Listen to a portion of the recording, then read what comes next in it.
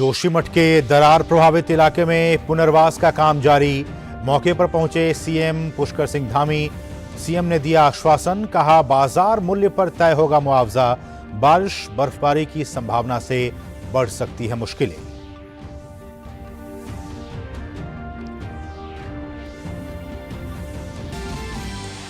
RuPay UPI को बढ़ावा देने के लिए कैबिनेट ने मंजूर किए 2600 करोड़ रुपए। बहुराज्य सहकारी समिति अधिनियम 2002 के तहत राष्ट्रीय स्तर पर बीज, जैविक और निर्यात समिति गठन को मंजूरी।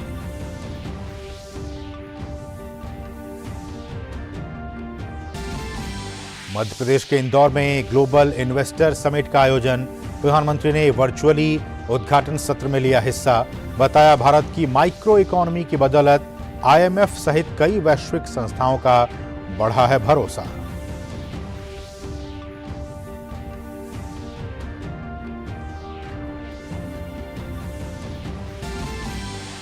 कर्नाटक के हुबली में आयोजित होगा 26वां राष्ट्रीय युवा महोत्सव।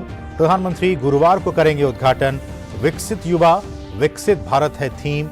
नवाचार, जलवायु परिवर्तन, स्वास्थ्य, शांति और साझा भविष्य पर होगी चर्चा।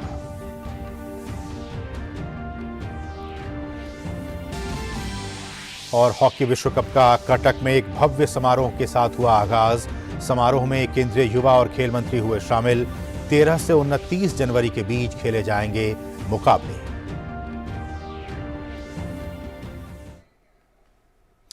नमस्कार, डीडी न्यूज में आप सभी दर्शकों का बहुत बहुत स्वागत है। मैं हूं असीम मिश्रा। उत्तराखंड के मुख्यमंत्री पुष्कर सिंह धामी ने कहा है कि जोशीमठ में मकानों के ध्वस्तीकरण की कोई कार्रवाई नहीं की जा रही है। अफवाहों पर आप ध्यान ना दें। प्रभावित परिवारों को बाजार मूल्य पर मुआवजा दिया जाएगा। तात्कालिक तौर पर प्रति परिवार 1.5 लाख रुपए की अंतरिम सहायता दी जा रही है। प्रभावित परिवारों के लिए 45 करोड़ रुपए जारी की गई हैं। प्रभावित क्षेत्र में भू धसाव के कारण प्रभावित भू भवन स्वामियों को स्थायी अध्यासन विस्थापन नीति तैयार होने से पहले 1 लाख रुपए की अग्रिम धनराशि दी गई है।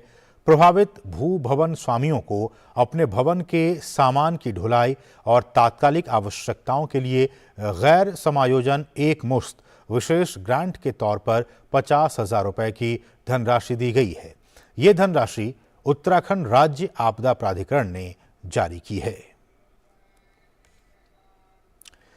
पीएम मोदी की अध्यक्षता में केंद्रीय मंत्रिमंडल ने 3 राष्ट्रीय स्तर की बहुराज्य सहकारी समिति की स्थापना को मंजूरी दे दी है।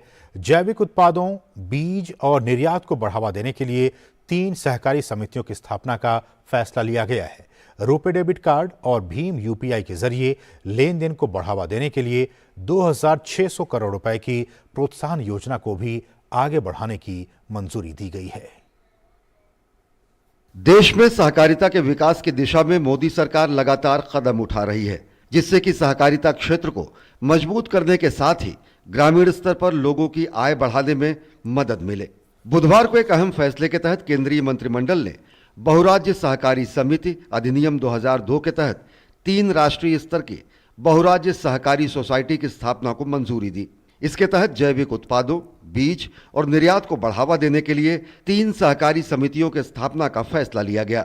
इससे सहकारी समितियों के समावेशी विकास मॉडल के माध्यम से सहकार से समृद्धि के लक्ष्य को हासिल करने में मदद मिलेगी। राष्ट्रीय स्तर की इन समितियों के गठन के जरिए किसानों की आय बढ़ाने के साथ साथ जैविक खेती को भी बढ़ावा मिलेगा। कृषकों का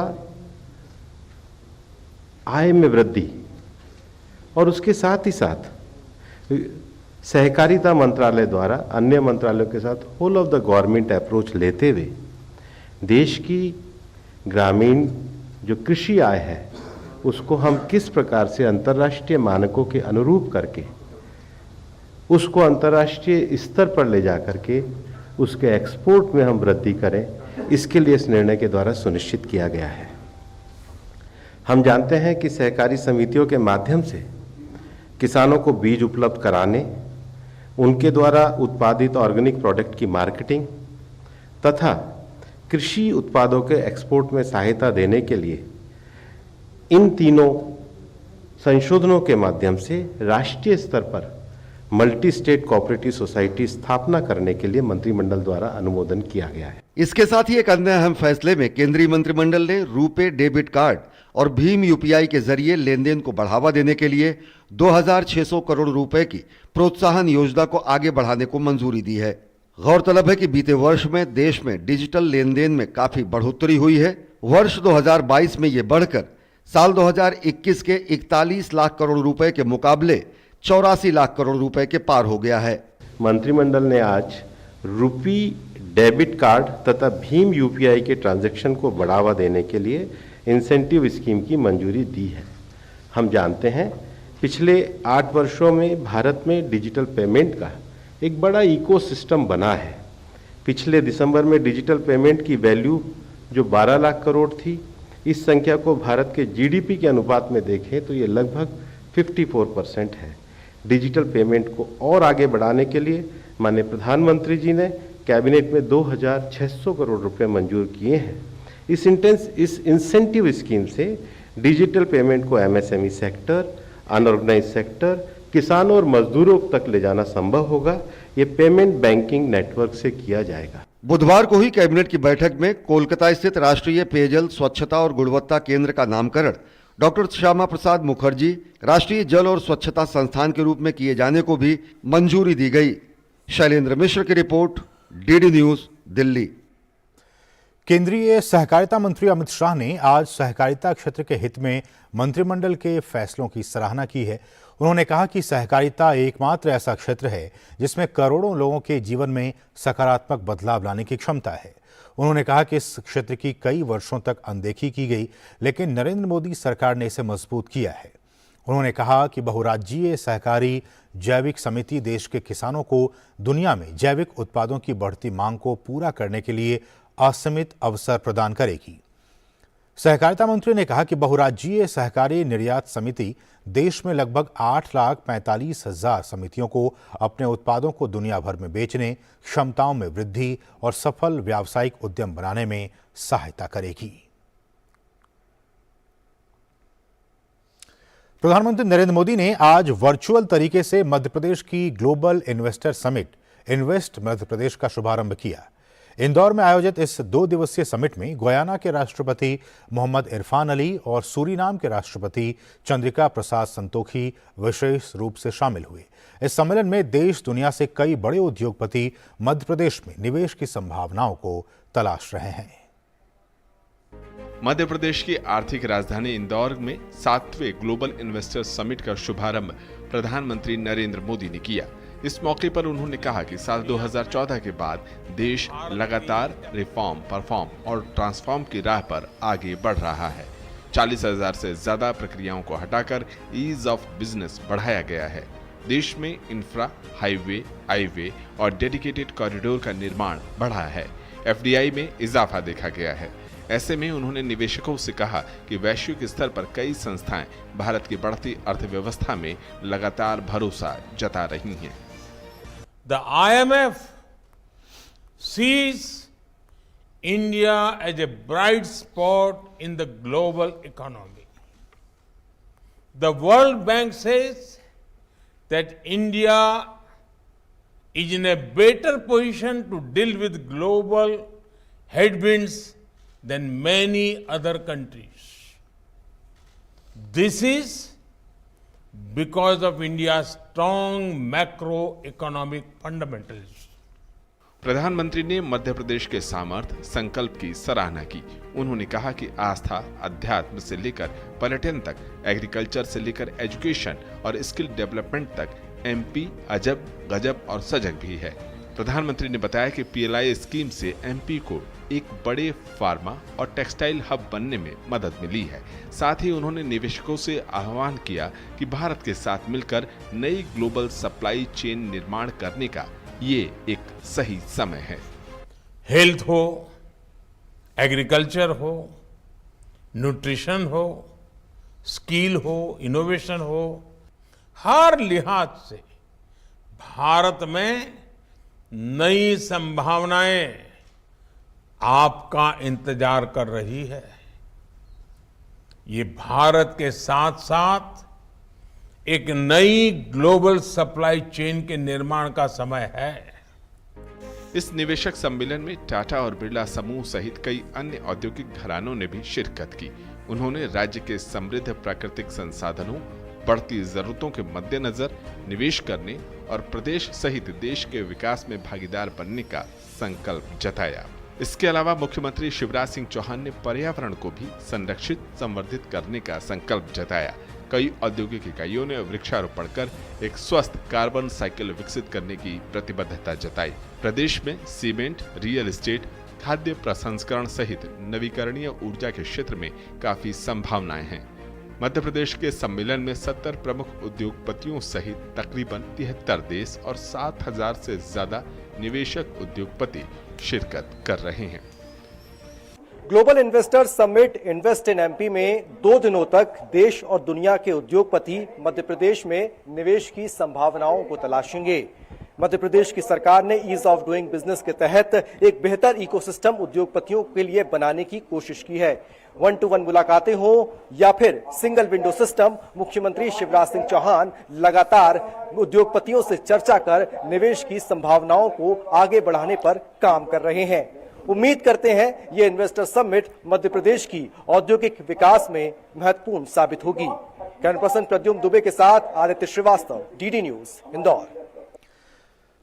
प्रधानमंत्री नरेंद्र मोदी 12 जनवरी को हुबली, धारवाड़ में राष्ट्रीय युवा महोत्सव का उद्घाटन करेंगे। युवा महोत्सव की शुरुआत स्वामी विवेकानंद की जयंती के मौके पर होगी। इस वर्ष युवा उत्सव की थीम है विकसित युवा, विकसित भारत। देश भर से 7,000 से ज्यादा युवा इस उत्सव में भाग लेने के लिए हुबली, धारवाड़ पहुंच रहे हैं। कर्नाटक की आर्थिक राजधानी हुबली में प्रधानमंत्री नरेंद्र मोदी के स्वागत के लिए पूरी तैयारी है। कोविड महामारी के बाद हो रहे इस उत्सव को लेकर युवाओं में खासा जोश है। इसका मैस्कट चंपी चिक्का यानी युवा चैंपियन यहां पहुंचने वाले युवाओं का स्वागत कर रहा है।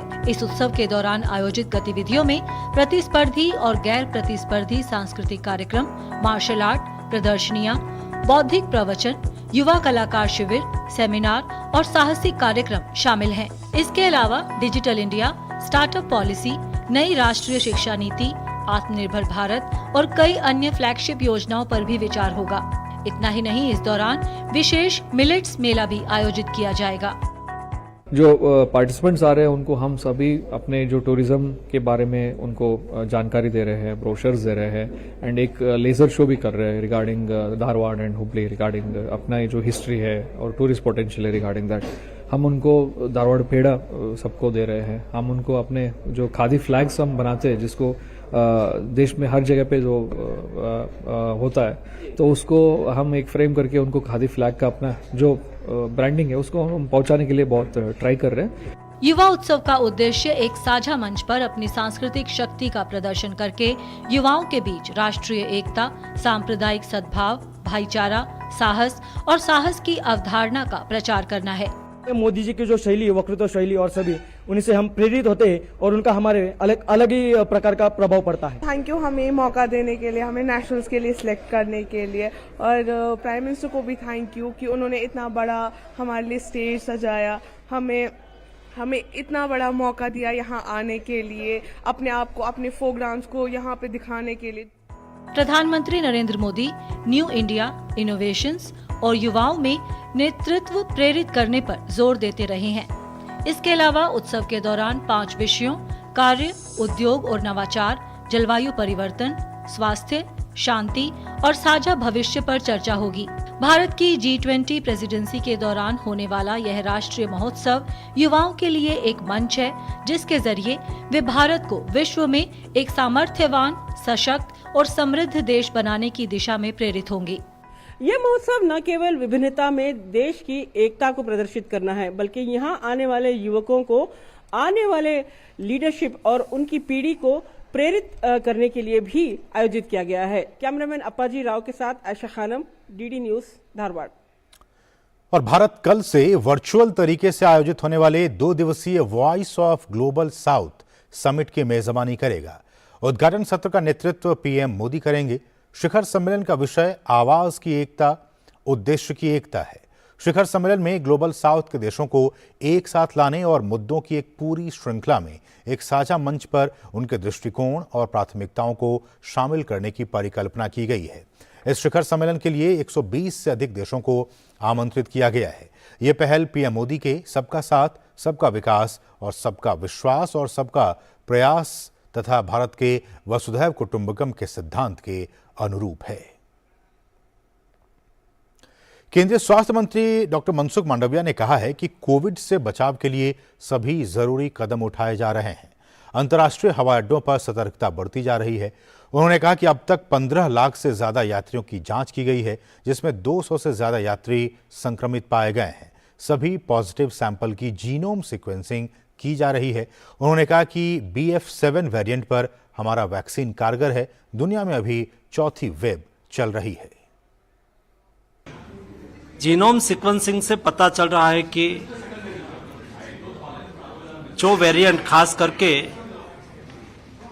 BF7 वेरिएंट, वो चाइना, जापान, हांगकांग, सिंगापुर वगैरह जगह पे पाए गए हैं।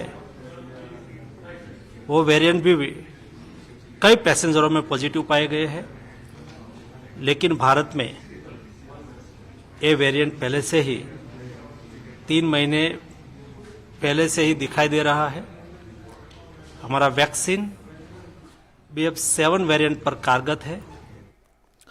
और भारत ने 1 साल के भीतर कोरोना की स्वदेशी वैक्सीन कैसे बनाई, वैक्सीन बनाने के पीछे क्या कहानी रही, इस पर एक किताब आई है। इस किताब का नाम है ब्रेविंग अ वायरल स्टॉर्म। इस किताब को आशीष चंदोरकर और सूरज सुधीर ने लिखी है। किताब का विमोचन केंद्रीय स्वास्थ्य मंत्री डॉक्टर मनसुख मांडविया ने किया। इस मौके पर उन्होंने कहा कि यह किताब प्रधानमंत्री के नेतृत्व वाले नए भारत का इतिहास है। ये नए भारत की क्षमता और ताकत की कहानी है। नया भारत की कहानी में इसलिए बोलता हूँ, नया भारत के इतिहास में इसलिए बोलता हूँ, ये देश की एक ऐसी बुक है जिसमें ये देश की क्षमता और ताकत हम कर सकते हैं। हमने करके दिखाया, कोविड मैनेजमेंट करके दिखाया। लक्ष्य था मोदी जी का देश को बचाने का। As a team of Modi मेरी जिम्मेवारी थी कि हम उसको कैसे सक्सेस करें। हम नहीं कभी रात देखते थे, नहीं कभी दिन देखते थे, बस केवल काम देखते थे। मोदी जी ने कैसे सभी साइंटिस्ट को प्रोत्साहित किया, मोदी जी ने रिसर्च करने वाली, मैन्युफैक्चरिंग करने वाली कंपनियों को कैसे सपोर्ट किया, उसकी विजिट करके उसका हौसला बढ़ाया। और किताब के लेखक आशीष चंदोरकर ने कहा है कि इस किताब में वैक्सीन बनाने की ऐसी कहानियां हैं जो किसी को नहीं पता है।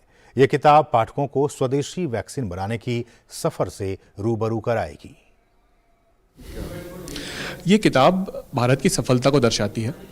जो हमने हासिल किया है 220 करोड़ वैक्सीन्स का जो एक हमने प्रोग्राम चलाया, और मुख्यतः भारत की बनी हुई वैक्सीन्स को ही हमने उसमें उपयोग में लाया, तो ये कितनी बड़ी उपलब्धि है और क्यों ये आसान नहीं था, इस कहानी को हमने इस किताब में बताने की कोशिश की है। दुनिया का सबसे लंबा, भव्य और शानदार गंगा विलास क्रूज मंगलवार को वाराणसी पहुंच गया है। गंगा विलास को राजघाट से करीब 8 किलोमीटर पहले रौना गांव के सामने रोक दिया गया। 12 जनवरी की रात क्रूज रविदास घाट पहुंचेगा। यहां से 13 जनवरी को पीएम मोदी वर्चुअल तरीके से इसे हरी झंडी दिखाकर डिब्रूगढ़ के लिए रवाना करेंगे। दुनिया की सबसे लंबी जल यात्रा पर रवाना होने के लिए तैयार लग्जरी गंगा विलास क्रूज सभी के लिए आकर्षण का केंद्र है। प्रधानमंत्री नरेंद्र मोदी शुक्रवार को गंगा विलास क्रूज को हरी झंडी दिखाकर डिब्रूगढ़ के लिए रवाना करेंगे। दुनिया की सबसे लंबी जल यात्रा पर रवाना होने के लिए तैयार गंगा विलास क्रूज 3200 किलोमीटर से अधिक की यात्रा का लंबा सफर तय करेगा।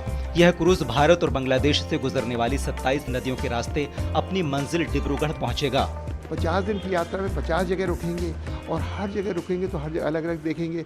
गांव भी देखेंगे, शहर भी देखेंगे, मॉन्यूमेंट्स भी देखेंगे, सुंदरबन जंगल भी देखेंगे, काजीरंगा भी देखेंगे, और सारी जो आध्यात्मिक है और पुरातत्व की चीज़ें हैं, जंगल की चीज़ें हैं, सारी ही चीज़ें खाना है, हमारे अलग अलग प्रांतों में क्या खासियत के खाने हैं उनको भी हम देखेंगे और सारी चीज़ें हैं ये। क्रूज में 3 डेक हैं। तीनों डेक पर अलग अलग सुविधाएं पर्यटकों को मिलेंगी। इको फ्रेंडली क्रूज में इसके कचरों को एक जगह जमाकर सुरक्षित रूप से निस्तारित किया जाता है। प्रदूषण का स्तर शून्य रखने के लिए ईंधन के रूप में हाई स्पीड डीजल का इस्तेमाल किया जा रहा है। इसकी खासियत ये है कि ये क्रूज इंडिया में बना है, मेड इन इंडिया में है। इसकी खासियत है कि इसका सारा क्रू 100% इंडियन है, इसका सारा डेकोर इंडियन है और इसमें जो भी चीज़ें लगाई हैं वो सब हैंड क्राफ्टेड हैं, सब हर हाथ से बनी हुई हैं। चाहे प्लेट्स हों जो कि पॉटर से बनाई हैं, चाहे टाइल्स हों बाथरूम की वो हाथ से बनी हैं, चाहे फैब्रिक हो वो भी हाथ से बनी हैं, तो कारपेट्स हों भदोई के, तो सारी चीज़ें जो है हाथ की बनी हुई हैं। तो हमारे जितने भी कलाकार हैं उनके लिए एक प्रोत्साहन है उनकी चीज़ों के बजाय इसके कि मशीन की बने और क्या है। वहीं वाराणसी में गंगा विलास क्रूज से 13 जनवरी से वाराणसी से ढाका होते हुए डिब्रूगढ़ की यात्रा करने वाले 31 पर्यटकों के दल ने रामनगर स्थित दुर्गा मंदिर का अवलोकन किया। यह मंदिर लगभग 500 वर्ष पुराना है और उत्तर भारत और बंगाल शिल्प कला का मिश्रण है। इस मंदिर को पर्यटकों ने बहुत ध्यान से देखा और सनातन धर्म के बारे में उन्होंने गाइड से जानकारी प्राप्त की तथा काफी जिज्ञासु होकर मंदिर और मूर्तियों का अवलोकन किया। It's totally different to my compared to my country because of the culture mostly. There are many more people in here. People are very interested and very friendly, and I'm looking forward for the rest of the cruise. I'm very excited to be here. पर्यटकों ने ये देखा, पर्यटक वही आते हैं experience करने की कैसे लोग यहाँ पे इस चीज़ को बिलीव करते हैं, क्योंकि वहाँ पे ये चीज़ें ख़त्म होती जा रही हैं कि गॉड क्या है, this is a question, what who is God. Ganga नदी पर लग्जरी क्रूज से यात्रा को लेकर विदेशी पर्यटकों में बड़ा उत्साह देखने को मिल रहा है। जाहिर तौर पर इससे वाराणसी के साथ साथ डिब्रूगढ़ तक के इलाके में पर्यटन की अपार संभावनाएं खुल गई हैं। वाराणसी से रामेंद्र सिंह की रिपोर्ट, डीडी न्यूज। देश का सकल प्रत्यक्ष कर संग्रह चालू वित्त वर्ष यानी 2022-23 में 10 जनवरी तक 24.58% बढ़कर 14.71 लाख करोड़ रुपए हो गया है। इस बढ़ोतरी में व्यक्तिगत आयकर का मुख्य योगदान रहा। यह संग्रह चालू वित्त वर्ष के लिए कुल बजट अनुमान का 86.68% है। बजट में वित्त वर्ष 2022-23 के दौरान प्रत्यक्ष कर संग्रह 14.20 लाख करोड़ रुपए रहने का अनुमान लगाया गया था। सकल आधार पर कॉरपोरेट आयकर संग्रह 19.72% बढ़ा, जबकि व्यक्तिगत आयकर में 30.46% की वृद्धि हुई। आजादी के अमृत महोत्सव के क्रम में भारतीय सांस्कृतिक संबंध परिषद द्वारा इंदिरा गांधी राष्ट्रीय कला केंद्र के सहयोग से प्रतिभा संगम प्रतियोगिता का आयोजन किया गया। प्रतियोगिता में विदेशी कलाकारों ने भाग लेकर भारतीय नृत्य और संगीत कला का उत्कृष्ट प्रदर्शन किया। आइए देखते हैं ओपी यादव की यह खास रिपोर्ट। वसुधैव कुटुंबकम की थीम पर आधारित नृत्य व संगीत की प्रस्तुति का ये शानदार नजारा है नई दिल्ली स्थित भारतीय सांस्कृतिक संबंध परिषद में आयोजित प्रतिभा संगम प्रतियोगिता। आजादी के अमृत महोत्सव के क्रम में भारतीय सांस्कृतिक संबंध परिषद द्वारा इंदिरा गांधी राष्ट्रीय कला केंद्र के सहयोग से भारत से बाहर भारतीय संगीत कला को बढ़ावा देने वाले विदेशी कलाकारों की कला को प्रोत्साहन देने के लिए प्रतिभा संगम प्रतियोगिता का आयोजन किया गया। प्रतियोगिता के लिए विदेशों में भारतीय सांस्कृतिक केंद्रों के माध्यम से ICCR ने विदेशी नागरिकों और भारतीय मूल के उन लोगों से प्रदर्शन की वीडियो प्रविष्टियां आमंत्रित की जो भारतीय शास्त्रीय नृत्य और संगीत का अनुसरण, अभ्यास और प्रचार कर रहे हैं। भारतीय नृत्य और संगीत की 7 विधाओं के तहत दुनिया भर के 37 देशों से 273 प्रविष्टियां प्राप्त हुई थी, जिनमें से 135 प्रविष्टियों को शॉर्टलिस्ट किया गया था। इनमें 21 विजेताओं का चयन विशेषज्ञ सदस्यों द्वारा किया गया। ICCR के अध्यक्ष डॉक्टर विनय सहस्त्रबुद्धे ने कहा कि ये सभी कलाकार संगीत व नाट्य कला के जरिए अपने अपने देशों में भारत के सद्भावना राजदूत के रूप में कार्य कर रहे हैं। भारतीय संस्कृति और भारतीय सांस्कृतिक संबंधों का एक जरिया है हमारी कलाएं, हमारी जो पारंपरिक कलाएं हैं जिसमें नृत्य है, संगीत है, बाकी भी कलाएं हैं, तो इनके माध्यम से सांस्कृतिक संबंधों को हमने विकसित किया, सदियों से किया। तो इनकी साधना में जो रमे हैं, ऐसे जो कलाकार विदेश में काम कर रहे हैं उनको भारत में बुलाना, उनको एक दृष्टि से उनके टैलेंट को रिकग्नाइज करना, उनकी पीठ थपथपाना ये जरूरी था। इसलिए हमने ये प्रतिभा संगम कार्यक्रम किया। कार्यक्रम में बतौर विशिष्ट अतिथि भाग लेने आए IGNCA के सदस्य सचिव डॉक्टर सच्चिदानंद जोशी व मालविका जोशी ने कहा कि इस तरह की प्रतियोगिताओं से भारत की सदियों पुरानी कला व संस्कृति को बढ़ावा देने का अनुकरणीय कार्य हो रहा है। प्रतिभा संगम प्रतियोगिता में अव्वल रहने वाले विदेशी कलाकारों ने भी यहां आकर खुशी का इजहार किया। प्रतिभा संगम प्रतियोगिता के 14 विजेताओं ने प्रवासी भारतीय दिवस में भी अपनी शानदार प्रस्तुति देकर दुनिया भर से आए मेहमानों का न केवल मन मोह लिया, बल्कि भारत से बाहर भारत की संस्कृति कितनी लोकप्रिय है इसका जीवंत प्रमाण भी दिया। भारत की कला, संस्कृति और साहित्यिक विरासत को सहेजने के लिए वैसे तो कई संगठन दिल्ली में काम कर रहे हैं, लेकिन भारतीय सांस्कृतिक संबंध परिषद और इंदिरा गांधी राष्ट्रीय कला केंद्र द्वारा आयोजित प्रतिभा संगम में दुनिया भर के देशों के प्रतिनिधियों ने न केवल अपनी प्रतिभा का उत्कृष्ट प्रदर्शन किया, बल्कि भारत से बाहर भारत की सांस्कृतिक विरासत को सहेजने का बेहतरीन उदाहरण भी प्रस्तुत किया। मेरे सहयोगी कैमरामैन जगपाल के साथ मोपी यादव, DD न्यूज, दिल्ली।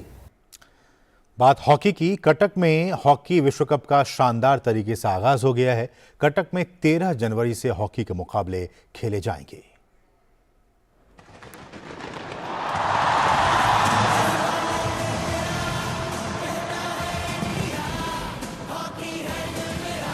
कटक में रंगारंग कार्यक्रम के साथ ही FIH पुरुष हॉकी विश्व कप 2023 का आगाज हो गया है।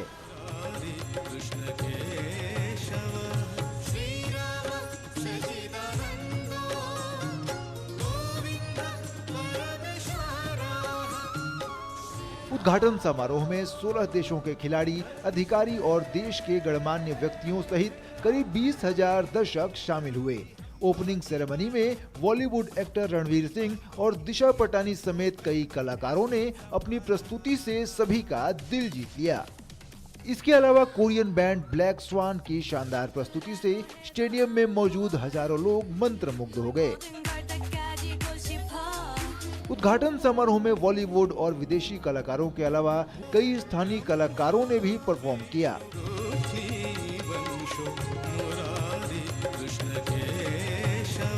29 जनवरी तक चलने वाली इस प्रतियोगिता के उद्घाटन समारोह में ओडिशा के मुख्यमंत्री नवीन पटनायक और केंद्रीय खेल मंत्री अनुराग सिंह ठाकुर भी उपस्थित थे।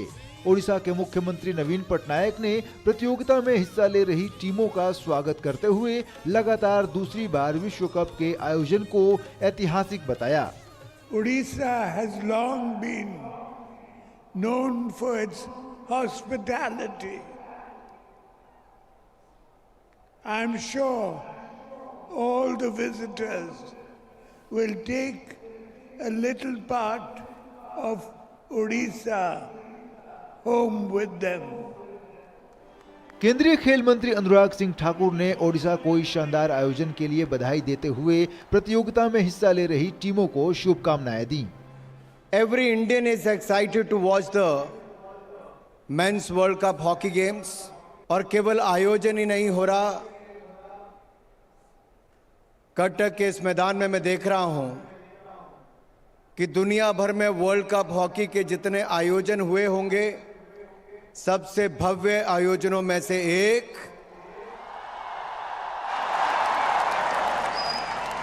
और ये आपकी आवाज, ये यहां की हुंकार बता रही है कि ओडिशा में और इंडिया में हॉकी को कितना प्रेम किया जाता है। पुरुष हॉकी विश्व कप लगातार दूसरी बार भारत में आयोजित किया जा रहा है। भुवनेश्वर के साथ साथ राउरकेला को इसकी मेजबानी मिली है। हॉकी विश्व कप के मैच ओडिशा के कलिंगा स्टेडियम और Birsa Munda international hockey stadium में खेले जाएंगे। राउरकेला स्थित बिरसा मुंडा स्टेडियम भारत का सबसे बड़ा हॉकी स्टेडियम है। विश्व कप का फाइनल मुकाबला 29 जनवरी को भुवनेश्वर के कलिंगा स्टेडियम में खेला जाएगा। भारतीय टीम 13 जनवरी को स्पेन के खिलाफ अपने अभियान की शुरुआत करेगी। मुकेश शुक्ला की रिपोर्ट, DD न्यूज। तो इसके साथ इस बुलेटिन में बस इतना ही। हमें दीजिए अनुमति। नमस्कार।